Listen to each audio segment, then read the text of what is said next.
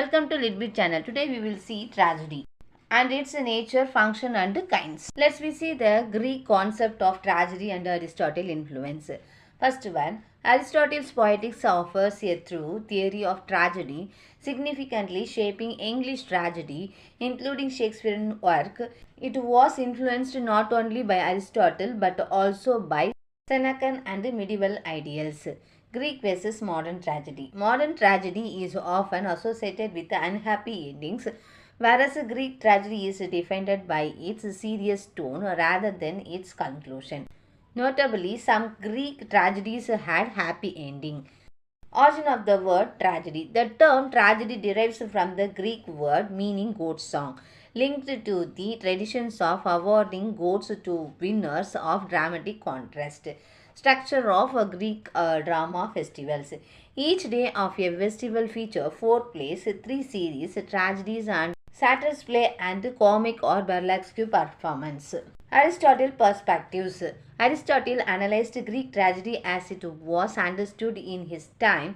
He did not interpret tragedy with the modern emphasis on inevitable sorrow or unhappy ending. Aristotle's definition of tragedy. Aristotle defined tragedy as the imitations of a series, complete actions of a certain magnitude, presented in beautified language through action rather than narrations, with the purpose of evoking pity and fear to achieving catharsis. Two aspects of the definition. Aristotle's definition emphasizes both the imitative nature of tragedy, that is medium object manners, and its emotional purpose, catharsis. Distinction from other forms. Tragedy is distinction from comedy, which imitates a non-series action, and from epic poetry, which relies on narration rather than action. It also differs from lyric poetry, blending verse with rhetoric elements. Aristotle analysis of tragic plot. Plot as the imitations of action. The plot represents action following a logical sequence of events. Completeness of action. A complete plot has a beginning that is interdependent, a middle logical following the beginnings, and an end inevitable. Laws of probability and necessity. Tragic action must follow natural and logical sequence. Magnitude of action. The plot must be of appropriate length, long enough for orderly development, but also enough to maintain unity. Next one, proportions and organic unity. The plots part proportionally and contribute to the cohesive whole. Types of tragic plots. Simple and complex plots. A simple plot involves continuous movements without violent changes.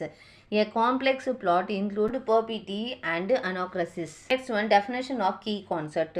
Periphery refers to actions leading to opposite outcomes, often in unintentional self-defect. Anachrosis is a sudden realization or discovery of truth. Next one, tragedy of suffering. These focus on physical suffering, such as torture or murder for dramatic effect.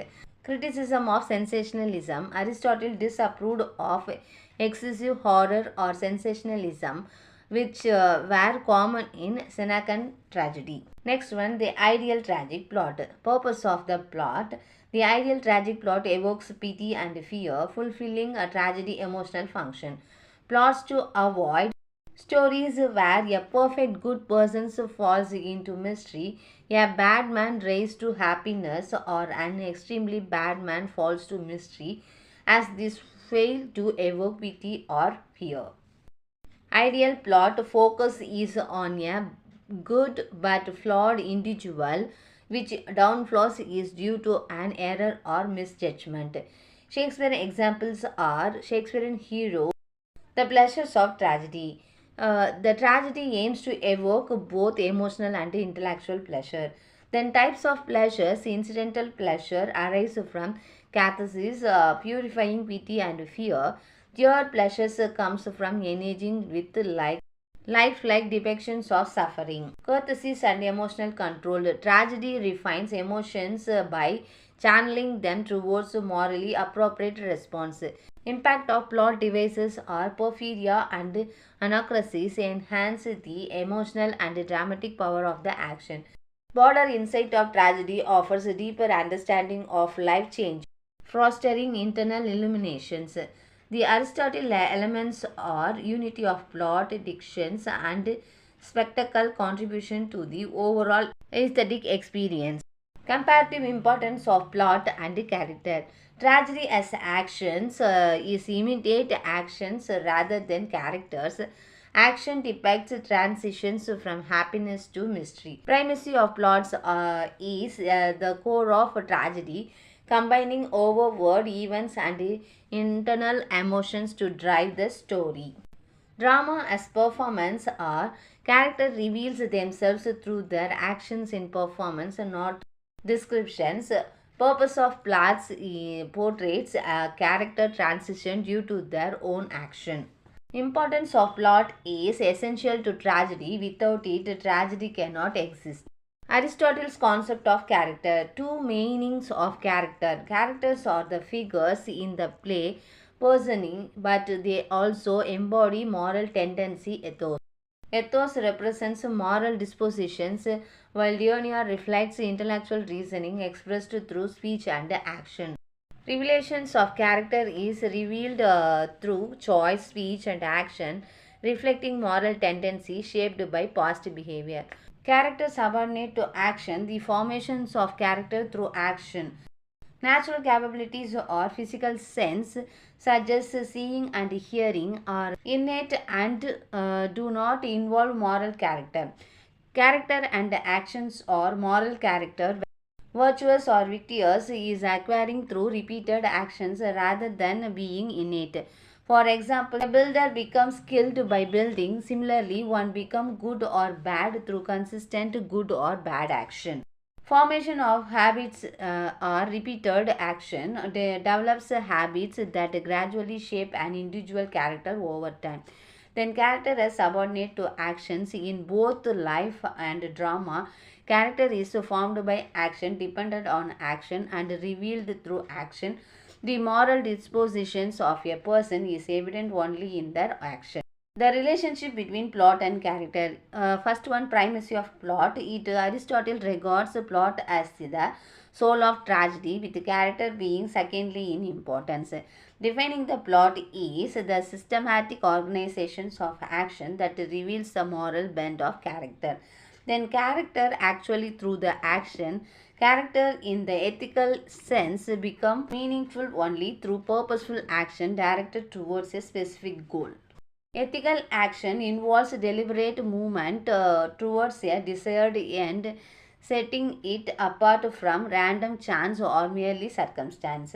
Character revealed by plot. The action within the plot reveals the moral nature of a character, making plot essential to understand character.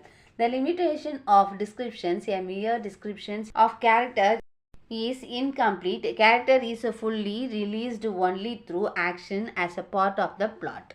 Choice its significance. Tragedies without characters. Some tragedies feature characters who suffers and act without revealing their moral dispositions or becomes individuality because they are not faced with significant choice or decision.